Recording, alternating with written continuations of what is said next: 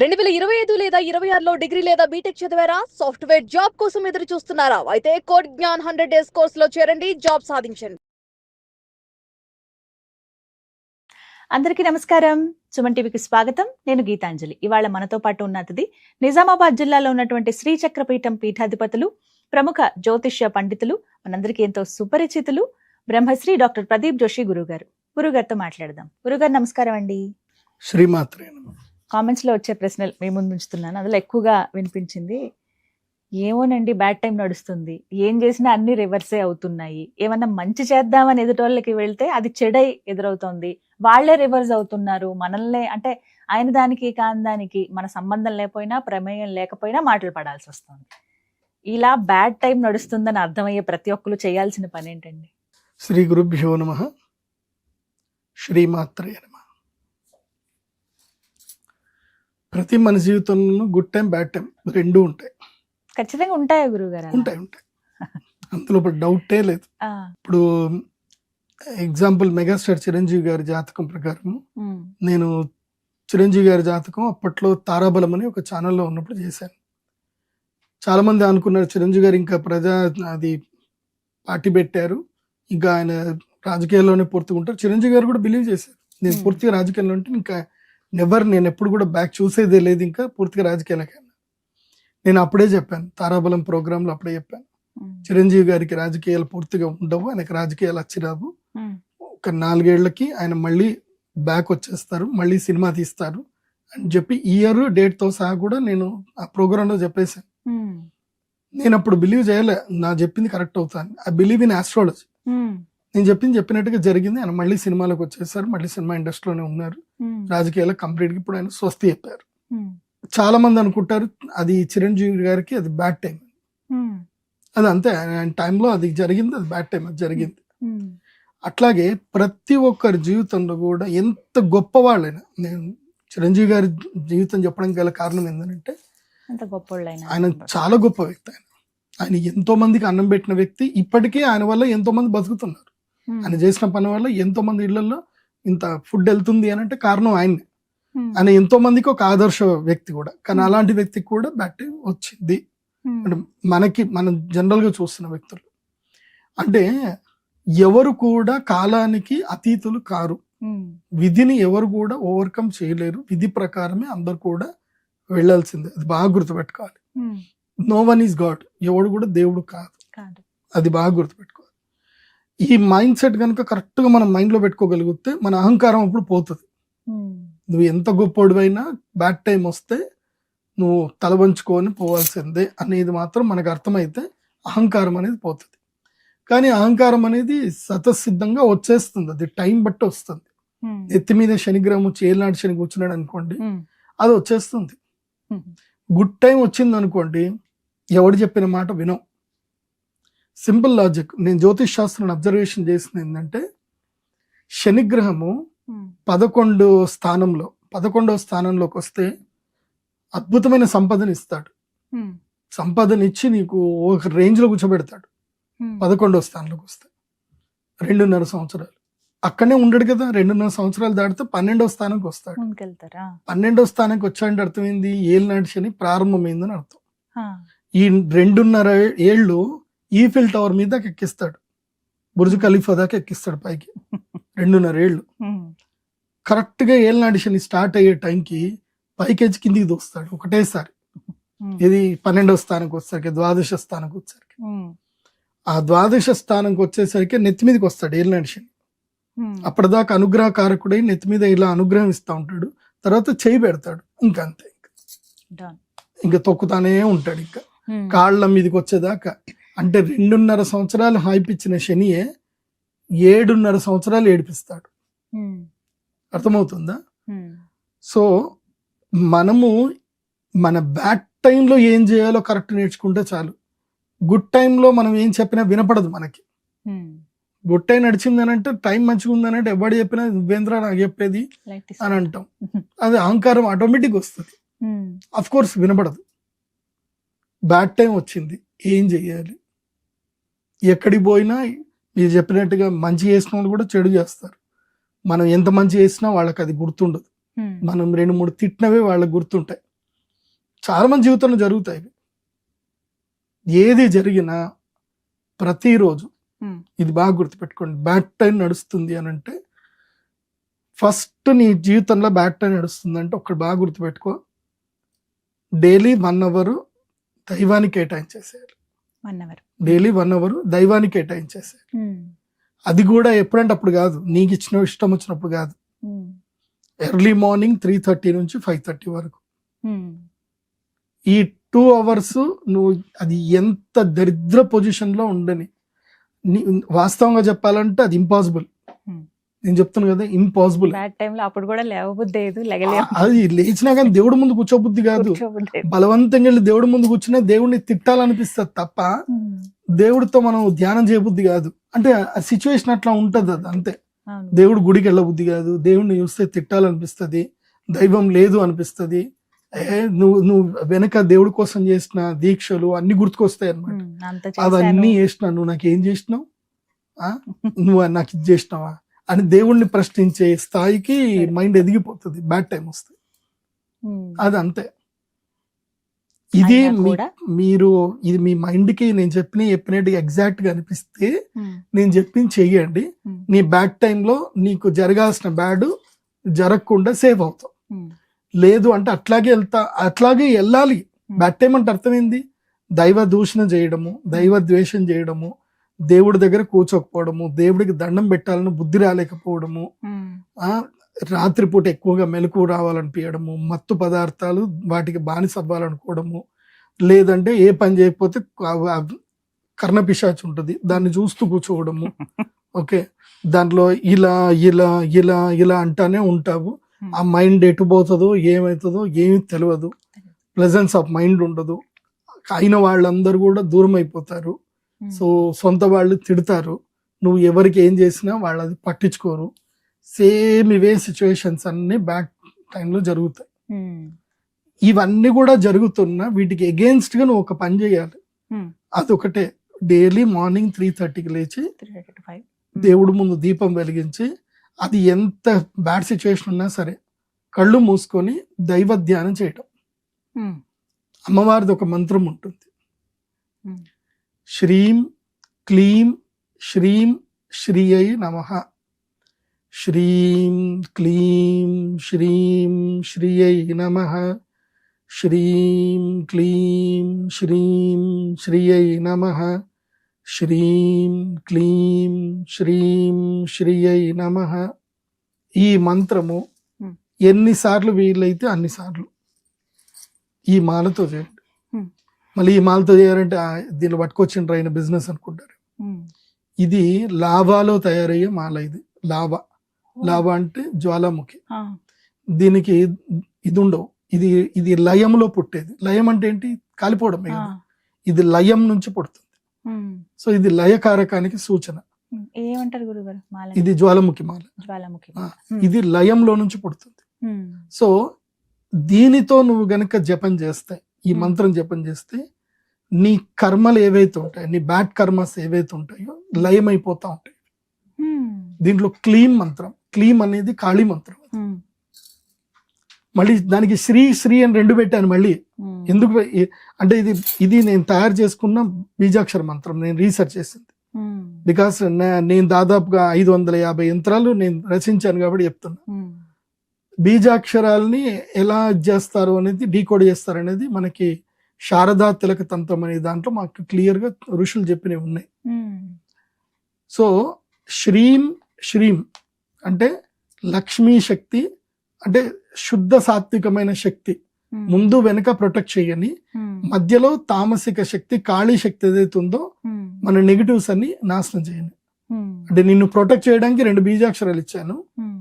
Okay, అంటే ఆ క్లీమ్ బీజాక్షరం ఒకటే చేయకూడదు, అది చాలా శక్తివంతమైన బీజాక్షరం. శ్రీం అనేది సాత్విక శక్తి బీజాక్షరం.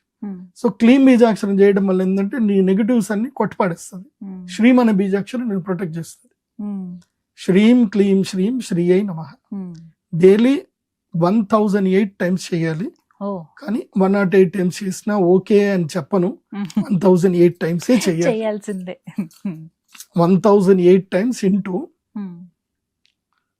ఏళ్ళనాటి శని ఉంటే 1008 డేస్ ఏళ్ళనాటి శని నెత్తి మీద ఉంటది కన్ఫర్మ్ గా, ఉంటేనే ఇట్లా జరుగుతుంది. అంతే ఇంకా సో ఇప్పుడు ఎవరు అంటే మీన, మేష, భవిష్యత్తులో వృషభ. వృషభానికి వస్తుంది. ఉమ్. అవును. ఇప్పుడు కుంభరాశి వాళ్ళు కుంభ, మీన, మేష. ఇప్పుడు మనం 2026లో ఉమ్. జూలైలో చేస్తున్నాం కాబట్టి అదే ఇంకా ముందుకు పోయిన కొద్దికి కుంభం పోతారు, ఉమ్. వీళ్ళు యాడ్ అవుతారు. వృషభం వస్తుంది. ఉమ్. ఉమ్. కానీ నేనేం చెప్తాను అంటే ఎవరైనా ఈ 108 into 1008 days చేయండి. ఉమ్. ఈ ఈ ఈ మాలను పెట్టుకొని చేయండి. ఈ మాలను పెట్టుకొని ఎంత కష్టం వచ్చినా నీకు ఆ ఒక్కొక్క రోజు చేయబుద్ధి కాదు. అదేమవుతుంది అంటే నీ కర్మఫలము అనేటువంటిది నిన్ను వెనక్కి లాగేస్తుంది, నిన్ను దీక్ష చేయకుండా నిన్ను పట్టుకుంటుంది. ఉమ్. వేరే వాళ్ళు ఎవరో వచ్చి ఒకళ్ళు మాట చెప్తారు, లేదంటే ఈ చెప్పిన వ్యక్తి మీదనే దూషణలు వస్తాయి. ఉమ్. ఆయన జీవితమే మంచి లేదు, ఆయన చెప్పింది వింటవా ఉమ్. ఇలా అంటే మాట్లాడతారు. ఇది జరుగుతుంది. ఎందుకోసం అంటే ఇంతమంది కర్మ ఫలాలు నశించడానికి నేను చెప్తున్నాను అంటే నేను ఒక మేనిఫెస్టేషన్ ఇస్తున్నాను నేను. ఉమ్. మరి ఆ కర్మ ఫలాలను ఎక్కడికి పోవాలి? అదే కదా. ఎక్కడికి పోవాలి? ఉమ్. అవి అమ్మవారే దహించాలి. ఉమ్. అమ్మవారు ఒకవేళ ఆవిడే దహించాలి. ఉమ్. కానీ అవి దహించిపోతున్నప్పుడు ఎవరి కారణం అని ఎత్తుకుతే ఉంటాడుగా, ఎవరో ఒక గురువు ఉంటాడుగా, ఉమ్. వాడిని పట్టుకోవడానికి వస్తాయి. ఉమ్. సో నేను కూడా దీక్ష చేయాల్సిందే. నేను అమ్మవారి యొక్క దీక్ష చేస్తూ ఉమ్. అమ్మవారి చేస్తూనే ఉండాల్సిందే. ఉమ్. అందుకే నేను అబ్జర్వేషన్ చేసింది ఏంటంటే గొప్ప గొప్ప మహానుభావులు ఏకాకులయ్యే ఉంటారు. ఉమ్. వాళ్ళు ఒంటరిగానే జీవితాన్ని గడుపుతారు. ఎందుకోసం అంటే ఆ మేనిఫెస్టేషన్స్ ఏవైతే ఉంటాయో, ఆ కర్మ ఫలాలు ఏవైతే ఉంటాయో అవి ఆ యొక్క గొప్ప వ్యక్తిని టచ్ చేయకపోవచ్చు, కానీ ఆ వ్యక్తి పక్కన ఉండేటువంటి వ్యక్తుల్ని టచ్ చేస్తాయి ఈజీగా. ఎందుకోసం అంటే వాళ్ళ దగ్గర శక్తి ఉండదు కదా, వాటిని ఆపే శక్తి ఉండదు కదా. ఉమ్. వాళ్ళని టచ్ చేస్తే ఆటోమేటిక్గా వీళ్ళు ఇక్కడ రియాక్షన్ చేయాల్సిందే కదా. ఉమ్. ఇప్పుడు ఉదాహరణకి నా ఇంట్లో వంట చేసే వ్యక్తి ఉంది, వంట చేసే వ్యక్తి మీద అది పడింది అనుకోండి, ఆ వంట చేసే వ్యక్తి నాకు రోజు సరిగ్గా తిండి పెట్టదు, ఉమ్. అంతే. నా ఇంట్లో ఉన్న వ్యక్తి ఏదో మీదకి ఒక వచ్చింది రకంగా అనుకోండి, ఎఫెక్ట్ వస్తుంది. నా ఇంట్లో ఉన్న వ్యక్తి నన్ను ఇంట్లో ప్రశాంతంగా కూర్చొనియదు, ఉమ్. నన్ను పుస్తకాలు చదువుకోనివ్వదు, నన్ను ఏం పని చేయనియదు. ఇంకా ఉమ్. నువ్వు అది చేస్తున్నావు ఇది చేస్తున్నావు అంట. ఎప్పుడైతే నీకు శక్తి బాగా పెరిగిందో నీ పక్క వాళ్ళ మీదకి ఆ ఎఫెక్ట్ వచ్చి నిన్ను కిందికి లాగడానికి ట్రై చేస్తారు. ఉమ్. అందుకే మనము సంకల్పం లోపల సహకుటుంబస్య ఉమ్. అని అంటాం, మమ సహకుటుంబాన క్షేమ స్థైర్య ధైర్య అని అంటాం. ఉమ్. ఎందుకంటామంటే ఇది రావడానికి. కాబట్టి ఇలాంటి దీక్షలు నేను చెప్పినవి ఏదైతే ఉందో అది మీరు చేయడమే కాకుండా ఈ వీడియో మీ ఇంట్లో వాళ్ళకు కూడా చూపించండి. నాకు బ్యాడ్ టైం నడుస్తుంది, నేను ఇవి చేస్తున్నాను, ఇవి చేస్తున్నప్పుడు ఆ బ్యాడ్ ఎఫెక్ట్స్ ఏవైతే కర్మ ఎఫెక్ట్స్ ఏవైతే ఉన్నాయో, నాకు శక్తి ఉంది కాబట్టి నేను ఈ జపం చేస్తున్నాను, నన్ను టచ్ చేయకపోవచ్చు, ఉమ్. నిన్నైతే టచ్ చేస్తాయి. నిన్ను టచ్ చేసి నువ్వు నా దగ్గరికి వచ్చి గొడవ పెట్టుకుంటావు, ఉమ్. నా మైండ్ అంతా డిస్టర్బ్ చేస్తావు. కాబట్టి నువ్వు నా మైండ్ డిస్టర్బ్ చేయొద్దు వాళ్ళు కూడా అనేది వాళ్ళకి నువ్వు అర్థమయ్యేటట్టు చెప్పుకోవాలి. ఏదైనా అది చాలా కష్టమైన పని, అది ఋషులకే జరగలే, చాలా కష్టం, ఉమ్. కాకపోతే చెయ్యాలి. Um. So bad Bad time time వస్తే job. భగవద్ ఆరాధన చేయడం అనేది ఒకటి. Um. And don't react, um. Don't react. ఏది ఎట్లా జరిగినా రియాక్ట్ అవ్వకు. ఒక నవ్వు నవ్వేసి, నీకు ఎంత నెగిటివ్ జరిగినా సరే రియాక్ట్ అవ్వకు, నవ్వు నవ్వేసి వెళ్ళిపో, అంతే అంతే అదే సమాధానం. అంతే. నా జీవితంలో నాకు మనకి బ్యాడ్ మంచి నడిచినప్పుడు best. కూడా నాకు చాలా మంది ఉమ్. మీరు ఎందుకు రియాక్ట్ అవ్వరు అన్నారు. నాకు అది తెలుసు, ఎందుకు జరిగిందో నాకు బాగా తెలుసు. నేను రియాక్ట్ అవసరం ఉంది. Um. So I just choose one smile, నేను వెళ్ళిపోతున్నా ఉన్నా. ఉమ్. నువ్వు చెడ్డోడివి అంటే థ్యాంక్ యూ, నేను చెడ్డోడిని, నేను ఒప్పుకుంటున్నా, thank you. I don't fight over there. ఎందుకోసమంటే నువ్వు రియాక్ట్ అవ్వడమే దానికి కావాలి. ఉమ్. ఏది ఏవైతే కర్మలు నీ వెంట ఎందుకు పడ్డాయంటే నువ్వు రియాక్ట్ అవ్వడానికి. React అవ్వడం. నువ్వు రియాక్ట్ అయ్యావు అంటే కథం, వాటి వల్ల నువ్వు పడ్డట్టే. ఉమ్. నువ్వు రియాక్ట్ అయిన కొద్దికి ఇంకా పెరుగుతూ ఉంటుంది. Um. See unless you throw the ball to the wall, నువ్వు గోడకేసి కొడితేనే బంతి తిరిగి వస్తుంది. ఉమ్. అదే if you become a well, um. నువ్వు బంతులు వేసావు, బంతి వెల్లోకి వెళ్తుంది, అంటే బావిలోకి వెళ్తుంది. గోడకేసిన కొట్టిన బంతి తిరిగి వస్తుంది. ఉమ్. నువ్వు గోడలాగా ఉండుకు, ఉమ్. ఎలా ఉండు, బావిలాగా ఉండు. ఉమ్. ఎన్ని బంతులైనా ఎన్ని కామ్గా పడతానే ఉంటాయి. ఓకే, కూడా. Okay. Calm down, um. Just be calm down, don't react to anything. దేనికి పెద్దగా రియాక్ట్ అవ్వకు. ఉమ్. ఇది కర్మ ఫలితమే, ఇది జరుగుతుంది, ఇది భగవదిచ్చనే అని అనుకోవాలి. ధ్యానం చేసుకుంటూ వెళ్ళాలి. రాను రాను రాను రాను వాళ్ళ దగ్గర బాల్ అయిపోతాయి, ఉమ్. మొత్తం వెల్లో బాల్ నిండిపోతాయి. ఉమ్. సో అవి కూడా నీకు మంచి జరుగుతాయి. ఉమ్. దీనికోసం ఒక మంచి కథ చెప్తాను, జాగ్రత్త వినండి. గురుగారు ఒక మహారాజు, చాలా అహంకారపూరితమైన మహారాజు ఆయన, విపరీతమైన అహంకారం. వాడు ఏం ధ్యానం చేయడు, ఏం చేయడు. వాడు ఒకరోజు అడవిలో వెళ్తా ఉన్నాడు, కానీ వాడు మంచోడు, వాడు మంచోడే, కాకపోతే వాడికి అహంకారం ఎక్కువ. వాడు దైవాన్ని అస్సలు నమ్మడు, కానీ వాడు ఏం చేస్తాడంటే ప్రజలకు మంచి చేస్తున్నాడు. వాడి యొక్క కర్మ ప్రకారం వాడు 100% చాలా బాగున్నాడు. అంటే ప్రజలకు మంచి చేసే విషయంలోను, అన్నం పెట్టే విషయంలోను, కప్పం కట్టించుకునే విషయంలోను, శత్రువుల్ని చంపే విషయంలోను ఒక రాజుగా తన ధర్మం అవుతుంది పర్ఫెక్ట్ గా ఉన్నాడు. కానీ దైవాన్ని నమ్మడు. దైవము, దానములు ఇవేవి నమ్మడు. అవన్నీ కూడా వాడికి చాతగాక వాడు ఏదో అడుక్కుంటున్నాడు, దైవాన్ని నెపం పెట్టుకుని అడుక్కుంటున్నాడు అనుకునే రకం ఆయన. అలాంటి రాజు ఒకసారి అడవిలో వెళ్ళేటప్పుడు ఒక సాధువు కనబడ్డాడు. కనబడేసరికి అడ్డం వచ్చేసరికి, ఎందుకు అడ్డం వచ్చినావు అంటే, నాకు ఏదైనా దానం చేయు అని అడుగుతాడు. నేను ఆ దానాలు గినాలు నేను ఏం చేయను అంటాడు. రథం ముందు కదలదు, బురదలు ఇరుక్కుపోతుంది. ఇదేంటి రథం బురదలు ఇరుక్కుపోయింది, ముందుకెందుకు కదలట్లేదంటే, నువ్వు నాకు ఏదైనా దానం చేస్తే కానీ రథం కదలదు, నా తపశక్తితో ఆపాను అంటాడు. ఇది బ్లాక్మెయిల్ చేయడమే, నేను ఒప్పుకోను అని అంటే, నువ్వు నాకు ఏదైనా దానం చేయని అంటాడు. ఈ లోపల గుర్రాలు ఉంటాయి కదా, గుర్రాలు ఇంత పేడేసేస్తాయి. వేసరికి ఈ గుర్రాలు పేడేసే ఇవి ఏమంటావు అంటే, నువ్వు ఏది ఇచ్చినా స్వీకరిస్తా, కానీ నీ చేయితోటి ఇవ్వాలంటాడు. సరే నా చేయితోట ఇస్తాను, నువ్వు జరిగిపోతావు కదా అని అంటే జరిగిపోతావు. తీసి పెండ తీసి చేతిలో పెడతాడు. నువ్వు నాకు ఏదైతే ఇచ్చినావో నీ రాజ్యంలో అభివృద్ధి చెందును గాక అని అంటాడు. నువ్వు నాకు దానం ఇచ్చింది నీకు అభివృద్ధి చెందును గాక అని చెప్పి వెళ్ళిపోతాడు. ఆయన తీసుకొని వెళ్ళిపోతాడు. ఆయన అది రిజెక్ట్ చేయడు, ఆయన వెళ్ళిపోతాడు. ఎందుకోసం అంటే వాడి ధర్మం అంత బలంగా ఉంది, కాకపోతే వాడి దగ్గర దైవ బలం లేదు. దైవ బలం కూడా రావాలి కదా, రావడానికి వాడికి దైవం మీద నమ్మకం కలగాలి. కాబట్టి ఒక ఋషి రూపంలో వస్తాడు, వెళ్ళిపోతాడు. వెళ్ళిపోయిన తర్వాత వీడు చేతులు కడుక్కుంటాడు, రథం కదులుతుంది, రాజ్యానికి వెళ్ళిపోతాడు. తర్వాత ఆగి పడుకుంటాడు. తెల్లారు లేచేసరికి అంత వాసన, ఏంట్రా ఈ వాసన ఎక్కడి నుంచి వస్తుందా అని చెప్పి వెళ్ళి చూసేసరికి రాజ్యం బయట మొత్తం అంతఃపురంలో, ఉద్యానవనంలో పెద్ద గుట్ట అయిపోయి ఉంటుంది.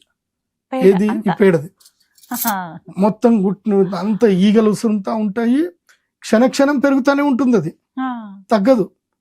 ఇదేంట్రా, ఇది ఎవడరా ఇంత వేసిందంటే, ఏం తెలియదు మహారాజా, అది పెరుగుతానే ఉంది. ఈ అంతఃపురంలో ఇక్కడ మీకు కనపడుతుంది, మీకు కనపడకుండా ఇంకా అక్కడ ఇంకో 4-5 గుట్టలు తయారయ్యాయి, ప్రతి ఒక్క గంటకి ఒక గుట్ట తయారవుతుంది అని చెప్పేసి అనేసరికి, ఒరే ఆయన ఎవరో గొప్ప మహర్షి ఉన్నట్టున్నాడు అని చెప్పి అడుగు రియలైజ్ అవుతాడు. రియలైజ్ అయ్యి ఆ మహర్షిని ఎత్తుకుంటూ వెళ్దాం పదండి, ఇది సొల్యూషన్ ఆయనే చేయాలా, ఆయనకి నేను ఇంత దోసెట్ పెండిస్తే ఇంత ఇచ్చాడు, ఆయనకి దోసెట్ బంగారం ఇస్తే బంగారం కూడా వస్తుందేమో, లేదుగా ఆయన దగ్గర పోదామని చెప్పేసి అని వెతుక్కుంటూ వెళ్తారు. ఎంత ఎతికినా దొరకడు, రాజ్యం మొత్తం కంపు కొడతా ఉంటది. ఆఖరికి ఒక దగ్గర కనబడతాడు. కనబడేసరికి వెళ్ళి ఆయన కాళ్ళు పట్టుకుంటాడు. కాళ్ళు పట్టుకొని, స్వామి నన్ను క్షమించండి, అపరాధం చేశాను అని చెప్పేసి అంటే, నువ్వేం అపరాధం చేయలేదు ఆయన, నీకు నువ్వు దానం చేయాలనుకున్నావు, నువ్వు అదే దానం చేయాలనుకున్నావు, అది ఇచ్చావు. నువ్వు నాకు ఏది దానం చేస్తే నీకు అదే పెరుగుతుంది కాబట్టి నేను ఇచ్చాను అంటాడు. లేదు ఏదైనా ఒక నాకు పరిష్కార మార్గం చెప్పండి అని అంటే, సరే నీకు పరిష్కార మార్గం కావాలి, అయితే నీ రాజ్యంలో ఉన్న ప్రజలందరూ నిన్ను తిట్టుకోవాలి, నిన్ను భయంకరంగా తిట్టుకోవాలి, నిన్ను దూషణలు ఆడాలి, నువ్వు చెయ్యని తప్పుకే వాళ్ళు దూషణలు ఆడాలి, ఆడితే గనక ఆ పెండంతా ఎగిరిపోతుంది అని చెప్పేసి అన్నాడు. అవునా అంటే సరే, రూమర్ క్రియేట్ చేపిస్తాడు రాజు. రూమర్స్ అన్ని కూడా వినేసి రాజుని తిట్టడం స్టార్ట్ చేస్తారు. రాజ్య ప్రజలందరూ తిట్టడం స్టార్ట్ చేస్తారు. ఎట్లా ప్రజలు రాజుని ఏది తప్పు లేకున్నా రాజుని ఎట్లా తిడుతున్నారో అట్లా మొత్తం ఈ పేడంతా వాళ్ళ ఇళ్లలోకి వెళ్ళిపోతుంది, మొత్తము ఖాళీ అయిపోతుంది అనమాట. ఖాళీ అయిపోయిన తర్వాత అప్పుడు రాజుకి అర్థమైపోతుంది, మనం చేసిన దానమే మనకి తిరిగి వస్తుంది. అది కాకుండా ఇంకోటి ఏమర్థమవుతుంది అంటే, మనల్ని ఎవరైనా సరే మన తప్పు లేకుండా మనల్ని ఎవరైనా దూషించినా, ఎవరైనా మనల్ని తూలనాడినా, మన గురించి తప్పుగా మాట్లాడినా, మన కర్మఫలం వాళ్ళు తీసుకుంటారు, మన బ్యాడ్ కర్మ మొత్తం వాళ్ళు తీసేసుకుంటారు. ఇప్పుడు అదే కదా జరిగింది. రాజు తప్పు లేకున్నా జస్ట్ రూమర్ క్రియేట్ చేయడం వల్ల ఇది జరిగింది కాబట్టి రాజకోట సో మన తప్పు లేకున్నా జరిగింది కాబట్టి కర్మఫలం అనేటువంటిది, మనల్ని ఎవరైనా తిడితే, మనల్ని ఎవరైనా ద్వేషిస్తే అకారణంగా, సో వాళ్ళు మన యొక్క పాపకర్మ ఫలితాలని వాళ్ళు తీసుకుంటున్నారని అర్థం. దానికి నువ్వు బాధపడాల్సిన అవసరం లేదు కదా. నీ దగ్గర నువ్వు ఇంటర్నల్ గా నీ జస్టిఫికేషన్, నువ్వు 100% నువ్వు ధర్మంగా ఉన్నావన్న ఆలోచన నీకు సంకల్పం నీది కరెక్ట్ ఉన్నప్పుడు నువ్వు తప్పు చేసావు, నువ్వు అలాంటోడివి ఇలాంటోడివి అని నేను ఎంతమంది అన్నా సరే నువ్వు నవ్వుతూ వదిలేసాయి. బికాస్ వాళ్ళు నీ యొక్క బ్యాడ్ కర్మని మొత్తం వాళ్ళు తీసుకుంటున్నారు అంతే, అంతకుమించి ఏం లేదు. అది అర్థమైపోతాం రాజుకి. సో ఆ రోజు నుంచి రాజు దానం చేయడం మొదలు పెడతాడు. సో దానం చేయడం వల్ల అతనికి ఇంకా అభివృద్ధి జరుగుతూ ఉంటుంది, ధర్మ కార్యాల వల్ల అభివృద్ధి జరుగుతూ ఉంటుంది. ప్రజలందరూ వచ్చి మొత్తుకుంటారు రాజుకి, ఇదేంటి మా ఇళ్ళంతా ఇట్లా పెండైపోయాయి అంటే, మీరందరూ కూడా ధర్మ కార్యక్రమాలు చెయ్యండి, యజ్ఞ యాగాదులు చెయ్యండి, పరోపకారం చెయ్యండి, పోతుందని చెప్పేసి చెప్తే అందరూ అట్లా మళ్ళీ భగవద్ ఆరాధన చేయడం. అప్పటిదాకా రాజ్యం మొత్తం రాజు ఎలా ఉంటే రాజ్యం అంతా అలా ఉంటుంది కదా, కాబట్టి అలా మొత్తం రాజ్యం అంతా సెట్ అయిపోతుంది. కాబట్టి ధర్మో రక్షతి రక్షిత, నువ్వు ధర్మాన్ని రక్షించు, ధర్మం నిన్ను ఎట్టి పరిస్థితుల్లో రక్షిస్తుంది. కొంచెం లేట్ అవ్వచ్చేమో కానీ 100% రక్షిస్తుంది. కాకపోతే నీ ధర్మం పట్ల, నువ్వు చేస్తున్న నీ యొక్క కార్యాచరణ పట్ల నువ్వు మాత్రం 100% విశ్వాసంతో ఉండాలి. 100% నీ పని నువ్వు చేసుకుంటూనే వెళ్ళాలి. Do your job, don't react unless you are not doing any mistakes. మంచి మెసేజ్ గురుగారు. థ్యాంక్ యూ అండి, ధన్యవాదాలు. శ్రీమతి.